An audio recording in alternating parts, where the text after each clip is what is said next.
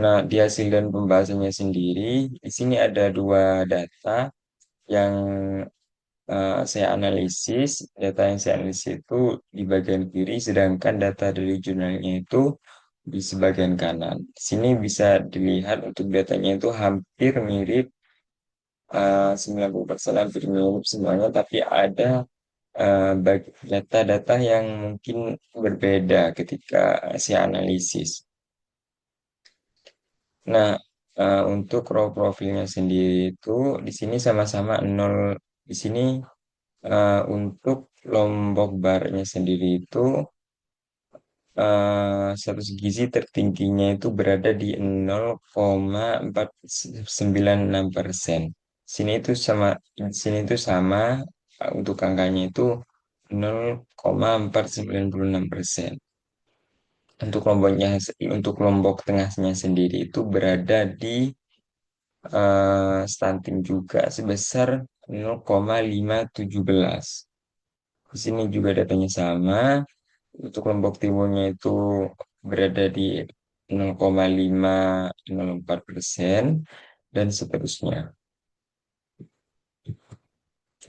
Nah, untuk kolom profilnya sendiri itu di bagian kanan yang saya analisis itu data status gizi tertinggi, eh, untuk stuntingnya sendiri itu berada di kota atau kabupaten Lombok Timur sebesar 0,267 disusul, untuk urutan yang kedua itu berada di kota atau Kabupaten Lombok Tengah sebesar 0,266. Nah, untuk wastingnya sendiri itu nilai terbesar berada di Kota Mataram sebesar 0,345. Untuk urutan yang kedua itu berada di Kota Bima sebesar 0,324. Nah, untuk status gizi yang terakhir underweight itu untuk nilai tertingginya itu berada di em, 0,253%, berada di Kota Lombok Timur, dan untuk urutan yang kedua itu berada di Kota Lombok Tengah, sebesar 0,352%.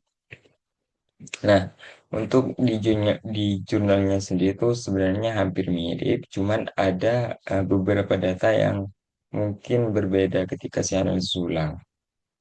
Di sini untuk sentingnya itu sama, berada di Lombok Timur, dan untuk yang kedua itu berada di Lombok Tengah sebesar 0,266. Untuk kuastinya sendiri itu nilai tertinggi berada di eh, 0,61%, berada di Kota Dompu. Berbeda dengan yang si analisis, untuk pastinya sendiri itu berada di Kota Mataram. Untuk underweight-nya sendiri nilai tertingginya itu berada di 0, 0,235. Nah, di sini untuk nilai tertingginya itu sama seperti yang saya analisis, berada di kota Lombok. Maaf, untuk nilai tertinggi di underweight itu berada di 0,253. Di sini sama dengan yang saya analisis, berada di Lombok Timur juga. Nah, di hasil dan juga pembahasan bisa dilihat di gambar bagian kiri bawah. Di sini ini adalah jurnal, dari hasil jurnalnya, sedangkan yang di atas ini yang ada yang lengkap sumarinya ini yang saya analisis. Nah, di sini kita lihat di jurnalnya, di gambar jurnalnya di sini untuk dimensinya itu dilihat di proportion of inertia. Untuk ada proporsi dan juga kumulatif. Dimensinya itu ada dua, dimensi satu dan juga dimensi dua. Nah, untuk di jurnalnya sendiri, di dimensi satu itu sebesar 67,4%, untuk dimensi satunya, sedangkan untuk dimensi duanya itu 32,6%, sehingga jika diakumulasikan semuanya itu 100%. Nah, untuk yang saya analisis di sini untuk nilai sigma itu 0,000 persen. Di sini dapat dikatakan bahwasannya data data ini itu signifikan dilihat dari datanya. Nah, untuk proportion of inertanya sendiri untuk eh, dimensi satu itu 99,7%. Untuk yang kedua itu 0,003%. Nah, di sini terlihat bahwasannya data dari keduanya itu sangat-sangat berbeda.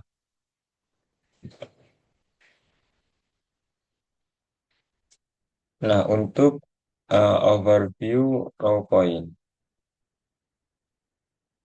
Nah, di sini terdapat dua data yang saya analisis. Untuk di jurnal itu tidak ada data overview raw point dan juga overview column point. Di sini saya eh, menganalisisnya dan membahasnya.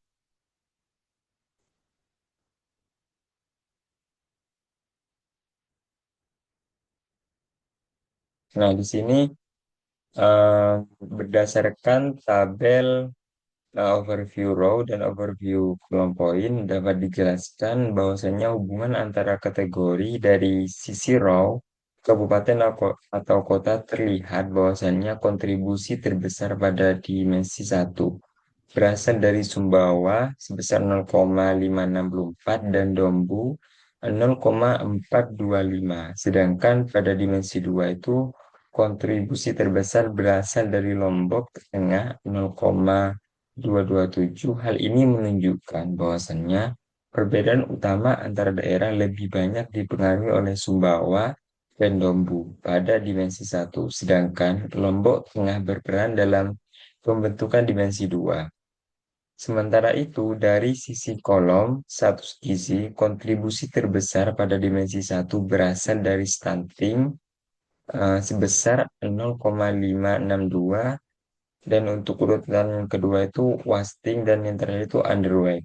Artinya, dimensi satu menggambarkan perbedaan profil gizi antara stunting dan juga wasting, sementara dimensi dua lebih dominan menjelaskan variasi underweight. Nah, dengan demikian, koordinat posisi kategori di peta sumbu dimensi satu dan 2 dapat memperlihatkan keterkaitan antara daerah dan status gizi. Semakin dekat letak di daerah dengan kategori gizi tertentu, maka semakin dekat hubungannya. Misal, daerah yang dekat dengan posisi stunting cenderung memiliki masalah stunting lebih tinggi dibandingkan kategori gizi lainnya. Nah, di sini ini adalah tabel row and column point symmetrical normalization. Di sini untuk bagian kiri itu dari yang saya analisis, sedangkan di bagian kanan itu dari bilannya sendiri. Di sini untuk datanya itu eh, cukup ada perbedaan juga. Untuk kita analisis dulu di bagian eh, grafik jurnalnya.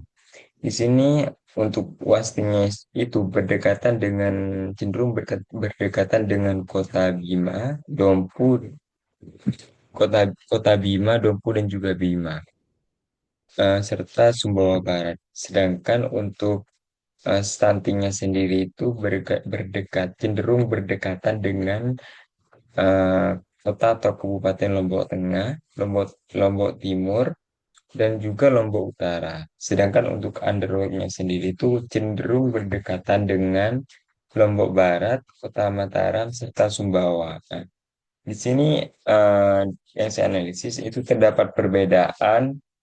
Yang, yang pertama dilihat dari stuntingnya sendiri. Stuntingnya itu cenderung berdekatan dengan Lombok Utara, Lombok Tengah, Bima, Dompu, dan eh, ya dengan Dompu. Sedangkan untuk underworld-nya sendiri itu hanya berdekatan dengan empat.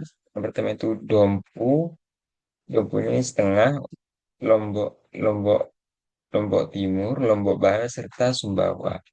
Nah, untuk postingnya sendiri itu berdekatan dengan Kota Bima, cenderung berdekatan dengan Kota Bima, Sumbawa, Sumbawa Barat, serta Kota Mataram. Di sini datanya itu em, ada perbedaan di antara keduanya.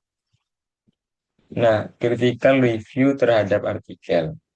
Kelebihan yang pertama, kelebihan artikel. Artikel menggunakan data yang cukup besar, yaitu 100 170,33 balita dari 10 kabupaten atau kota di Nusa Tenggara Barat.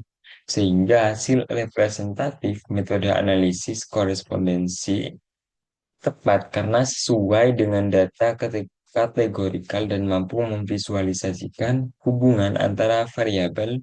Penyajian hasil dilengkapi dengan tabel, uji square, dan grafik dua dimensi sehingga memudahkan pembaca memahami distribusi status gizi balita.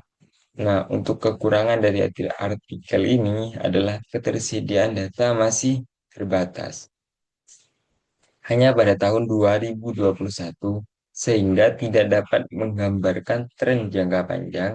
Selain itu juga penyajian hasil dan interpretasi masih kurang mendalam karena hanya fokus pada distribusi tanpa menguraikan faktor-faktor penyebab maupun solusi yang lebih detail.